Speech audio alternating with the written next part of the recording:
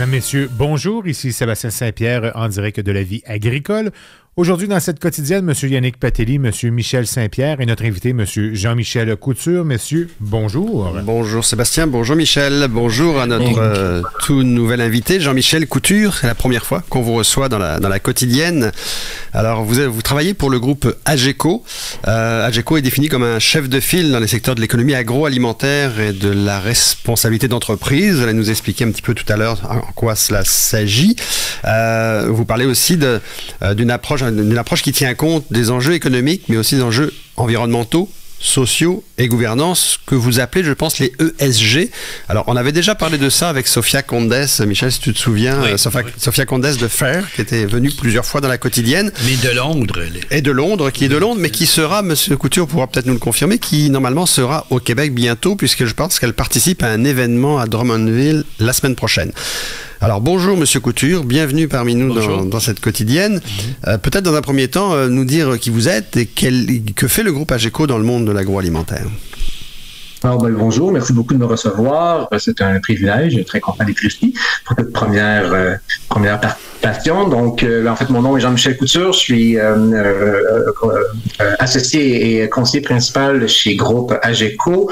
Nous sommes un bureau d'études dans le domaine de l'économie agroalimentaire et du développement durable. Donc, nous sommes une entreprise qui existe maintenant depuis plus de 20 ans. Et qui œuvront, oui, principalement dans le secteur agroalimentaire pour appuyer les organisations tout au long de la chaîne de valeur, donc des producteurs, des fournisseurs d'intrants jusqu'aux détaillants, dans la compréhension de leur environnement d'affaires et puis surtout dans l'accès à la bonne information pour venir les appuyer dans leur prise de décision.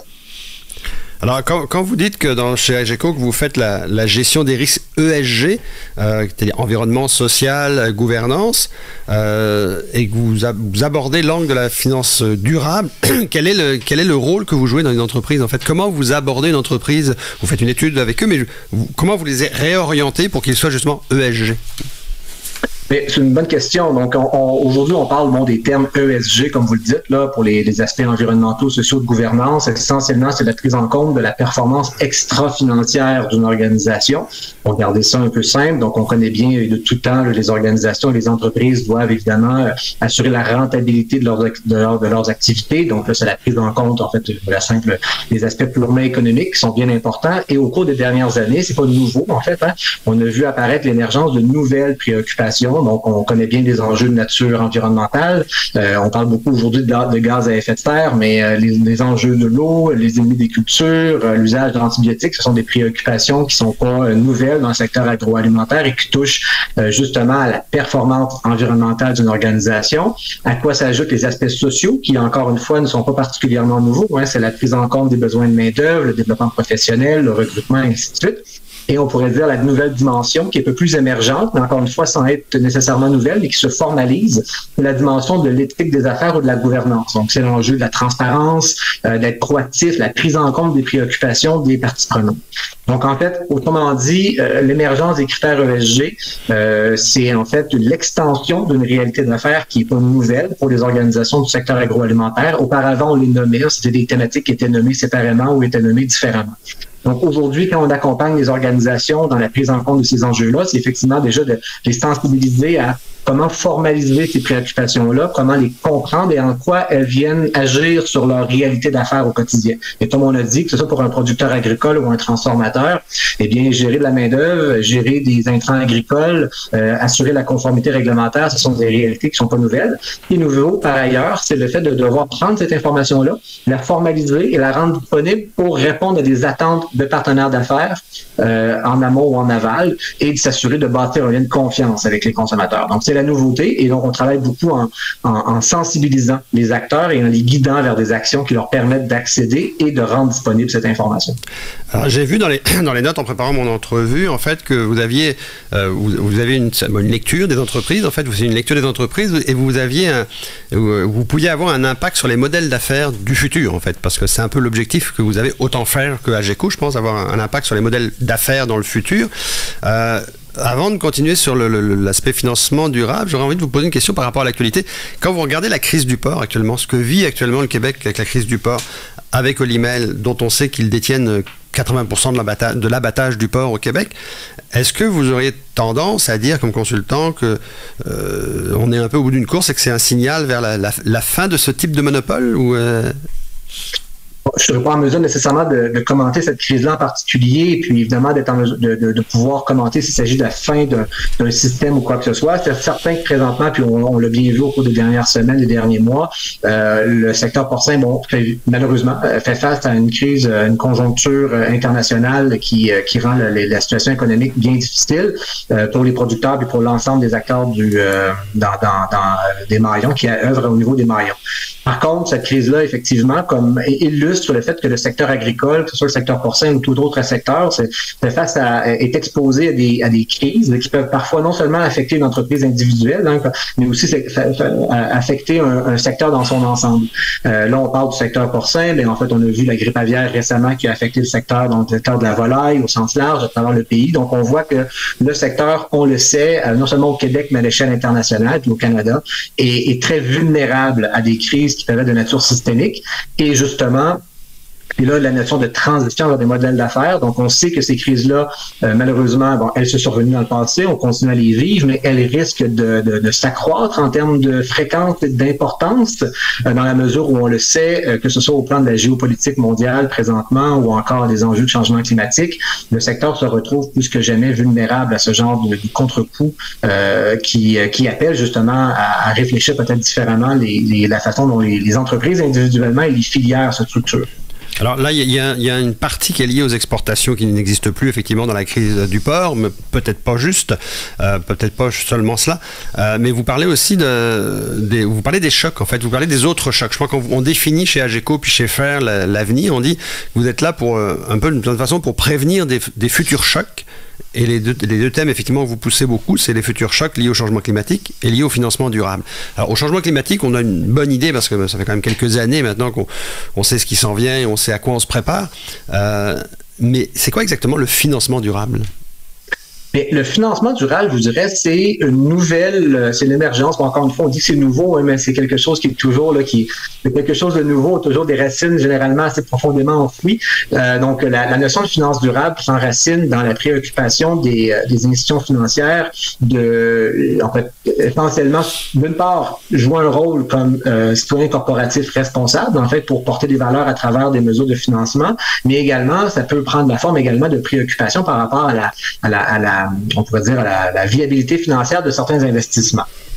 Donc, ce qu'on retrouve présentement dans le monde de la finance durable, il y a différentes approches, il y a différentes initiatives. FAIR en est une particulière dédiée au secteur agroalimentaire. Je pourrais y revenir parce que c'est particulièrement intéressant. Mais on retrouve aujourd'hui donc la vaste majorité des institutions financières, incluant au Canada et au Québec, agissent au plan de la finance durable d'une manière ou d'une autre, de façon à minimalement intégrer des critères d'évaluation dans leur pratique de prêt. Et encore une fois, de façon très simple, on pourrait dire très minimaliste, c'est une question de gestion de risque de la part des institutions financières en se disant, mais écoutez, j'ai des investissements qui peuvent me mettre à risque réputationnel, c'est une chose. On peut penser à certains types d'investissements, donc on connaît bien, des fois dans le tabac ou l'armement ou quoi que ce soit, où des institutions vont dire, je vais me prémunir de risques. Inversement, ça peut être également une façon de renforcer en fait certaines positions en disant qu'en mettant de l'avant des critères en fait on peut dire rehaussés pour évaluer les organisations dans lesquelles j'investis, eh bien je vais chercher une meilleure performance. Une entreprise qui intègre des critères ESG probablement elle-même gère ses risques de façon plus proactive et par conséquent va mieux performer dans le temps au plan notamment financier. C'est un des paris que fait de grandes institutions comme BlackRock et compagnie par exemple à l'échelle internationale qui vont agir en faisant le pari qu'une entreprise qui gère mieux ses risques, qui intègre des préoccupations extra-financières, à terme, va mieux performer sur les marchés. Donc, derrière la finance durable, il y a également une préoccupation de rentabilité à long terme, de viabilité des investissements. Il y a également aussi, évidemment, des agendas, des préoccupations de lutte à la changement climatique. On pourrait dire une sorte d'activisme, en quelque sorte, pour encourager la prise en compte de certaines préoccupations plus que d'autres. Et c'est le cas notamment dans le cas de l'organisation FAIR. Michel? On peut dire que actuellement, on vit véritablement quelques crises dans le domaine agroalimentaire. Bon, celle du porc là, est tout à fait d'actualité. Sans aller dans le détail, je me dis, si on devait regarder ou revoir un peu notre modèle d'affaires, est-ce qu'il est pensable que en respectant les normes ESG, on puisse y retrouver, orienté dans une bonne direction, d'une part, y retrouver une performance là, assez rapidement, parce que j'imagine qu'a priori, on voit quand même le respect de ces normes-là un peu comme des contraintes à une performance dans l'immédiat, du moins. Là. Est-ce que c'est vu comme ça lorsqu'on aborde, par exemple, une entreprise, ou on rencontre une entreprise qui veut se mettre, à l'heure du jour dans ces domaines-là? Est-ce qu'on craint pas un peu que ça altère au moins dans une phase de transition, la performance économique qu'on vit? Ce qui voudrait dire à ce moment-là que certaines décisions en haut lieu ne se prendraient pas dans la bonne direction. Là. Ça pourrait dire ça. C'est certain que, comme en toute chose, lorsqu'on est face à des... on fait souvent l'analogie, en quelque sorte, de la préoccupation du développement durable ou des critères ESG, comme la salubrité alimentaire dans les années 90. Pour moi, c'est un peu l'analogie la plus simple. Évidemment, dans les années 90, lorsqu'on a vu l'émergence des normes ACEP et puis ensuite les normes reconnues de GFSI, il y a eu des entreprises qui ont été des adoptrices, des précurseurs, donc voilà, pour prendre le terme français, où certaines organisations ont été les premières à investir puis à tirer profit de ces normes-là. Et aujourd'hui, effectivement, on se retrouve que certaines, on n'a pas accès à des marchés si on n'est pas certifié de GFSI ou minimalement ACEP. Donc, on voit que dans le domaine, disons ça au sens large, des critères ESG, on voit un peu la même chose émerger. Donc, en fait, c'est un élargissement des préoccupations, comme je disais, au-delà de la rentabilité. Et ce qu'on voit, c'est qu'il y a des entreprises aujourd'hui qui sont en mesure de fournir l'information demandée. Et celles-ci sont les entreprises précurtrices. Oui. Voilà, qui sont des précurseurs dans le domaine, voilà, et qui aujourd'hui tirent profit. Donc, c'est celles qui sont en mesure de fournir de l'information, se différencier, répondre proactivement aux attentes de leurs fournisseurs ou de leurs bailleurs de fonds. Et évidemment, pour certaines autres entreprises où l'information n'a pas encore été collectée, qui n'ont pas une prise en compte de tout ça, eh bien, peut-être plus tard, ça va être un facteur, il va y avoir du rattrapage à faire. Donc, je vous dirais que présentement, dans le domaine de la finance durable, on est encore beaucoup dans le domaine de la carotte. Donc, on n'est pas encore dans la pénalisation des organisations. On va être dans la mesure où on va offrir des incitatifs et on va favoriser celles qui sont en mesure de se positionner. Et évidemment, tôt ou tard, on peut présumer, comme en matière de salubrité alimentaire, qu'il y a une sorte de normalisation des attentes qui vont se formaliser et que ça va amener des entreprises qui n'ont pas l'information en main à devoir, soit se conformer puis investir peut-être là, pour rattraper ça ou en quelque sorte, là, peut-être même s'exclure de certains marchés, ce qui est tout à fait envisageable dans les années à venir. Okay.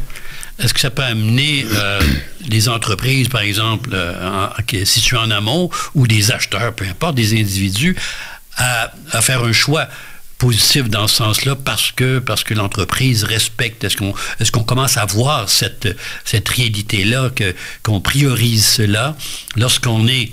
Et c'est parce que ça existe dans une chaîne, d'approvisionnement à des entreprises qui sont en amont, qui peuvent dire, moi, je privilégie une entreprise qui a ces normes-là, ou ça peut être le cas d'un client ultime, là, qui est un acheteur.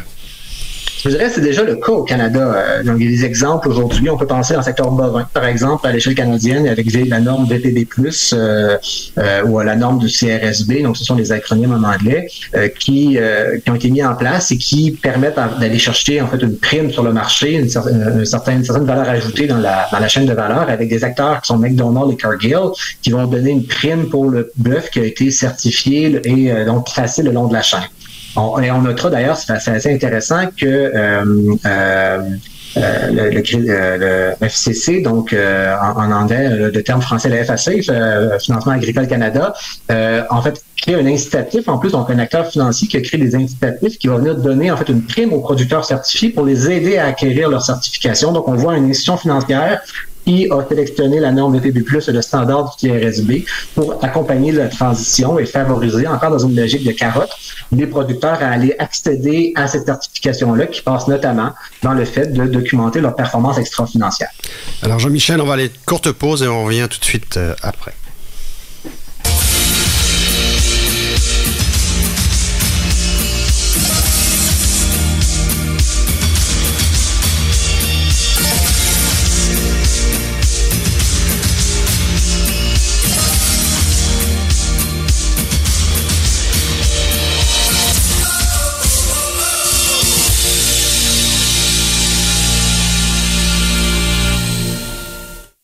Soyez bien équipés pour mieux travailler avec le M7 de Kubota. La performance, le confort et la polyvalence de ce puissant tracteur se chargent de vos plus grosses tâches cette saison.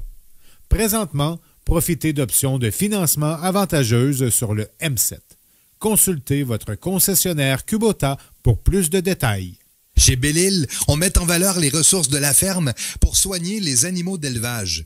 On appelle cela l'autonomie alimentaire à la ferme. Nourrir l'autosuffisance. Voilà comment nos conseillers vous aident chaque jour. Belle-Île Solutions Nutrition. On nourrit ce que vous mangez. L'encanteur René Hood peut vous aider grandement à obtenir le juste prix, que ce soit pour un troupeau de vaches laitières et ou pour la marchandise de ferme à vendre. Le travail d'une vie vaut la peine d'être confié à une équipe de professionnels. L'encanteur René Hood et son équipe de professionnels pour obtenir le bon prix dans un encan. Visitez encanhood.com.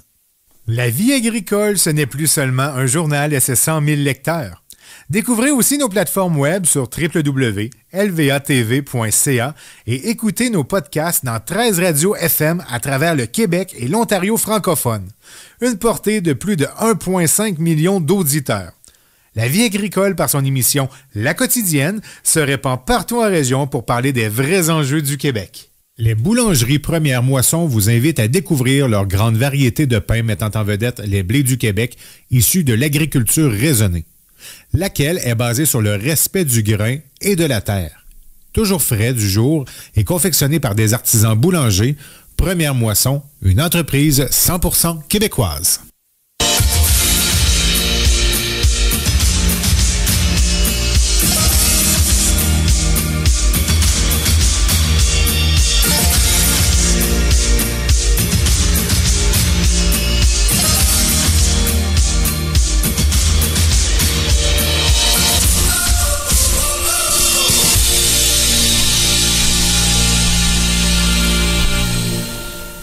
Alors bon, retour à la quotidienne, nous sommes avec Jean-Michel Couture de AGECO, co-animé bien sûr avec Michel Saint-Pierre.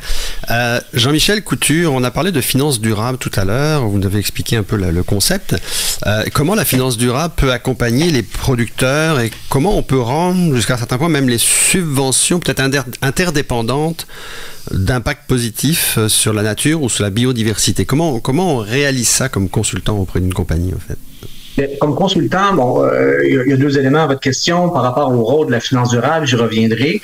Par ailleurs, par rapport au rôle de consultant pour aider les organisations, mais c'est évidemment d'accéder à la bonne information. On ne se mentira pas, l'investissement responsable des organisations qui veulent favoriser des projets vont vouloir accéder à la bonne information qui est vérifiable, qui permet de démontrer que l'investissement, que ce soit par exemple un investissement dans un projet de biométhanisation qui va permettre de réduire les gaz à effet de serre, réduire des problèmes d'effluents dans les rivières, des programmes qui vont vouloir, par exemple, aussi préserver la biodiversité, que ce soit par la conservation de certains milieux naturels sur les terres agricoles. Donc, ce sont des exemples très concrets sur lesquels ou dans lesquels la finance durable peut jouer un rôle pour permettre aux entreprises d'implanter ces pratiques-là. Eh bien, évidemment, les bailleurs de fonds vont s'intéresser, vont vouloir s'assurer que les bonnes pratiques, que les mesures mises de l'avant soient correctement implantées, que les bénéfices également soient mesurés. Donc, essentiellement, le rôle de consultant va être d'aider les organisations à la ferme ou au sein du secteur à implanter les bonnes mesures. Et d'autre part, également, on va intervenir auprès des institutions financières pour s'assurer qu'elles puissent adapter leurs critères et adapter leurs outils ou leurs attentes à la réalité également agricole. On le sait, par exemple, d'investir dans un projet d'investissement responsable dans un secteur manufacturier ou d'énergie fossile, par exemple, parfois ça existe toujours, versus agricole, on n'est pas du tout dans le même registre. C'est pas les mêmes entreprises, c'est pas les mêmes moyens, donc il faut également adapter les attentes. Donc ça, c'est par rapport à un rôle, donc c'est effectivement de l'accompagnement pour s'assurer que le processus aille bien de part et d'autre. Maintenant, le rôle de l'investissement responsable dans le secteur agricole, eh bien justement, peut être divers et varié. Historiquement, ce qu'on retrouve, comme je vous disais, c'est beaucoup des incitatifs. Donc, la carotte, on va faciliter, on va encourager des pratiques. Donc, un exemple très concret, on voit même au Québec de très nombreuses institutions financières, incluant le Desjardins, le CDPQ, le Fonds FTQ, etc., ont des critères d'investissement qui vont vouloir, par exemple, décarboner leur portefeuille. Si on prend l'exemple de la course vers le net zéro, par exemple. Eh bien, pour deux projets équivalents ou deux clients équivalents, celui qui est capable de démontrer que son projet est à plus faible émission carbone et par conséquent contribue à décarboner le portefeuille d'investissement de l'institution, eh bien, il va être favorisé. Donc là, on retrouve le contexte actuel dans le secteur agricole. On se retrouve moins dans les bâtons, donc on est moins dans la pénalisation de pratiques ou d'entreprises, mais davantage dans l'encouragement. Justement, en parlant de bâtons et de carottes, parce qu'on avait remarqué quand on avait parlé avec Sophia Condes, on avait regardé sur le site de FAIR, puis il y a effectivement des grosses entreprises de l'agroalimentaire, des banques qui soutiennent en fait les opérations de FAIR en fait. Mais en fait, on se rend compte aussi que des fois vous devez envoyer des bâtons quand même, puisque je regardais sur le site, on dit que l'attaque sur le porc notamment, vous attaquez un peu le producteur de porc JBS qui émet en effet autant de fumier que tous les excréments humains de l'Inde. J'imagine que quand on est dans l'agroalimentaire, qu'on se fait dire c'est ça votre réalité, vous ne devez pas vous faire des amis tous les jours. C'est certain qu'il y a aussi des effets de... Il faut faire attention à la façon dont les messages sont mis de l'avant. Évidemment, parfois, on a entendu par le passé, M. Saint-Pierre peut certainement en témoigner en disant on va comparer le nombre de porcs au Québec en disant il y a plus de porcs que d'êtres humains au Québec, etc. Donc, les images... Ça va toujours faire rire, ces choses-là aussi, oui. Donc, on sait. Ça, c'est le rôle de certains à mettre de l'avant, donc des images fortes pour attirer l'attention, etc. Mais au-delà de ces images, parce qu'on peut toujours avoir des ordres de grandeur là, puis de jouer avec les chiffres là, pour leur faire dire quelque chose, mais derrière cette préoccupation-là, il y a effectivement des préoccupations de bien faire les choses. Et certainement, un joueur comme JBS, compte tenu de sa taille à l'échelle internationale, peut faire une différence. Donc, on parle toujours de bouger l'aiguille. Donc, effectivement, compte tenu des quantités de lisiers mobilisés, on sait très bien qu'une mauvaise gestion des lisiers, ça peut être un polluant majeur pour des cours d'eau, pour la santé des sols. Et on le sait, c'est bien documenté. Donc, au cas, effectivement, de s'assurer qu'un joueur comme JBS respecte les meilleures pratiques et agisse pour vrai et non pas uniquement dans l'image, pour s'assurer qu'il y a une gestion efficace, c'est important. Inversement, dans le secteur agricole, on sait très bien que le lisier ou le fumier est un intrant qui peut jouer un rôle important pour remplacer des fertilisants chimiques qui ont aussi une incidence importante. Donc, c'est pour ça aussi que des solutions simples à des problèmes complexes, on le sait, c'est rarement efficace. C'est pourquoi il faut bien réfléchir à des problématiques et s'assurer que des bonnes pratiques adaptées soient mises de l'avant. Retirer le lisier d'un coup, par exemple, pour dire il faut arrêter de produire de l'élevage parce que pour des questions de lisier, bien, on peut imaginer pour avoir un regard systémique ou encore un peu conséquentiel parce qu'un produit retiré doit être remplacé par un autre. Et est-ce que cette solution-là elle-même n'est pas pire que le remède qu'on va vous mettre au départ? Donc, je dis pas, ça ne justifie pas non plus le statu quo, loin s'en faut, mais ça nécessite toujours un regard très avisé, nuancé sur ces problématiques-là pour s'assurer qu'il y a des bonnes solutions avec des effets pervers minimaux, parce qu'on a tout le temps parfois des contre-coups, des compromis à envisager, pour aller de l'avant. Et là, ça, c'est le rôle d'organisations comme FAIR, comme d'autres intervenants gouvernementaux ou dans le domaine des ONG, pour s'assurer que des vraies bonnes solutions sont mises de l'avant pour éviter à la fois le statu quo, mais éviter également les solutions faciles. Alors Michel, on parlait avec Roméo Bouchard l'autre jour, en fait, justement de l'élevage industriel qui l'offusquait. Moi, j'ai vu dans les notes que j'ai retrouvées en faisant l'entrevue pour Jean-Michel Couture, 79% de tous les poulets et de tous les porcs dans le monde sont entièrement élevés dans un cadre industriel. Donc, il n'y a pas qu'au Québec qu'on fait ça. Non, c'est ce que je disais à Roméo Bouchard. Là. On ne peut pas se fermer nos frontières et dire on va devenir uniquement une économie agricole orientée vers le consommateur. Non, et le consommateur va continuer de vouloir avoir un produit et c'est pas nous qui le faisons. Ce que je lui disais, ça va être Maple Leaf qui va le faire ou ça va être Tyson ou peu importe. Ça va être un gros groupe qui va nous l'apporter. Donc, cette question-là, mais je trouvais ça très intéressant ce que vous ameniez, c'est justement cette nuance-là qu'on ne trouve pas toujours dans le discours en général et dans les écrits aussi, dans les éditoriaux. On ne retrouve pas ça, ces nuances-là, entre une chose qui veut dire une solution qui aurait des effets pervers ou au contraire, peut-être une solution simple à un problème qui au départ est celui des lisiers en est un. Il peut effectivement remplacer très très bien des fertilisants chimiques, mais encore faut-il ça soit bien traité. Faut qu'on restreigne également ou qu'on garde des bandes riveraines suffisamment larges et peut-être un peu plus que ce qu'on pratique actuellement. Il y a une série de choses à faire. J'aimerais quand même revenir un peu sur AGECO comme organisation, si vous permettez. Peut-être d'abord, c'est une organisation qui a, vous êtes une vingtaine d'années, je pense, pour avoir pas mal de vécu dans le milieu, moi là, avoir connu les origines qui étaient assez près de la faculté d'agriculture, je crois. C'est des professeurs qui ont donné naissance à ça. C'est Michel Morissette, si ma mémoire est bonne, et un groupe d'autres.